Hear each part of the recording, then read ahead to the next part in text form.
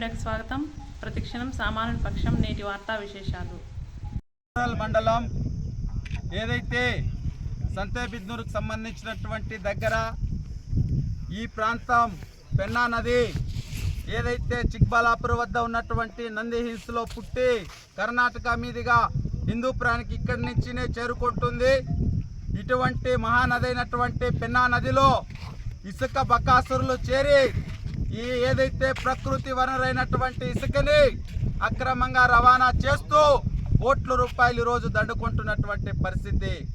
ప్రకృతిలో ఇసుక లేక ఈరోజు ఇసుక మొత్తం తీసుకొని అమ్మేస్తూ కర్ణాటకకి ఏదైతే పులిమితి ద్వారా మేళ్ళ మీదుగా బెంగళూరుకి ఒక్క లోడు 70,000 రూపాయలతో ఒక టిప్పర్ ఇసుకని అమ్ముతున్నటువంటి పరిస్థితి. ఎందుకు ఇలా చేస్తున్నారంటే ప్రకృతిలో ఈరోజు దాదాపు అంటే 30 సంవత్సరాల తర్వాత 2 సంవత్సరాల కింద పెన్నా నది పారింది. ఇది పీనుగుల పెన్నా. ఒకనాడు ఎంతో మందికి రైతులకి వారి బతకడానికి నీళ్ళు ఇచ్చినటువంటి పెన్నా నదిలో ఈరోజు ఇసుకనంతా కూడా మాయం చేస్తున్నటువంటి పరిస్థితి.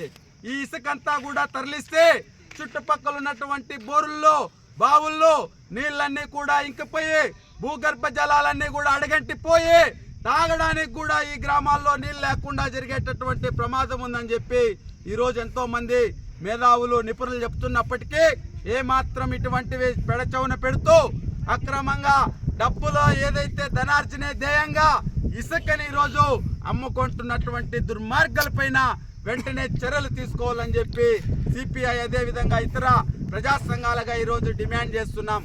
లేని పక్షంలో పెద్ద ఎత్తున ఆందోళన కార్యక్రమాలు చేపడతామని చెప్పి ఈరోజు వారికి హెచ్చరిస్తున్నాం.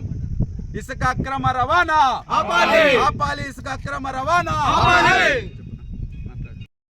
సంతేబిద్నూరు గ్రామ సమీపంలో ఉన్నటువంటి పెన్నా నదిలో ఇష్టానుసారంగా ఇసుక దొంగలు ఆ దొంగలకు ప్రేరేపిస్తున్న అధికార పార్టీ నాయకులు మీకు సిగ్గుందా అని అడుగుతున్నా. ఇసుక చెరువుల మట్టి ఏమమ్మినా మీకు చాలట్లేదా? కాదండి, ఇది రాయలసీమ అతి తక్కువ వర్షపాతం నమోదయ్యే ఏకైక జిల్లా ఇది. ఇక్కడ తాగడానికి నీళ్లు లేక ప్రజలు అల్లాడిపోతున్నారు. అంతేకాకుండా రైతులు పంట పండించడానికి నీళ్లు లేక వాళ్ళు విలువలాడిపోతున్నారు.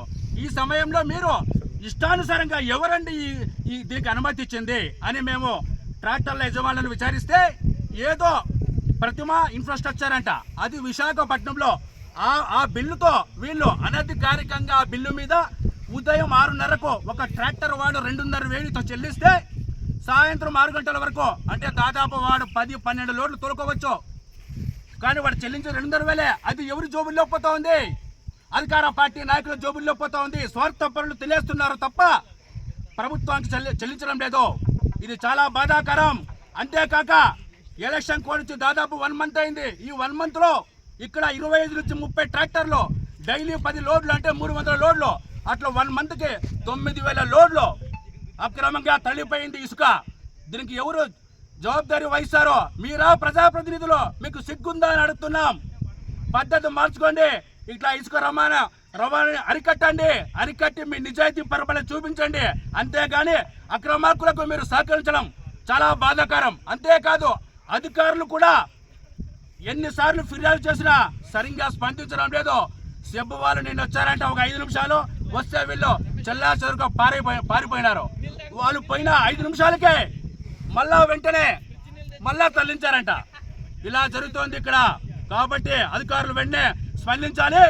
ఈ అక్రమ ఇసుక రవాణా చేస్తున్నటువంటి అందరి మీద చర్యలు చేపట్టి మళ్ళా పునరావృతం కాకుండా చర్యలు తీసుకోవాలని జిల్లా కలెక్టర్ గారికి అందరికీ మేము ప్రభుత్వానికి విజ్ఞప్తి చేస్తున్నాం. అందులో అప్పు మీద కాదు, మీరు ఎట్లా స్టార్ట్ చేస్తారు? ఇక్కడ స్టార్ట్ చేసే కాలేదా? లక్ష్మితో ఏం పీకలేదన్నా. ఈ లక్ష్మితో ఇంజర్ స్టార్ట్ అయింది. ఇటుకు వచ్చి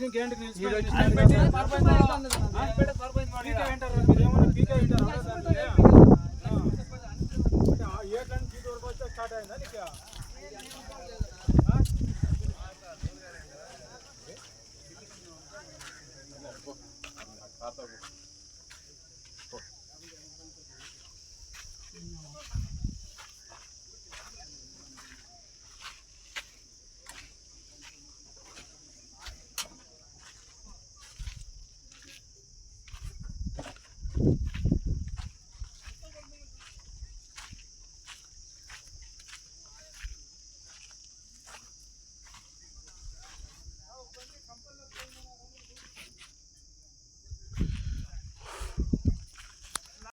ట్రాక్టర్లను వెంటనే అక్రమంగా ఇసుక తోలుతున్న ట్రాక్టర్లను వెంటనే అక్రమంగా ఇసుక తోలుతున్న ట్రాక్టర్లను వెంటనే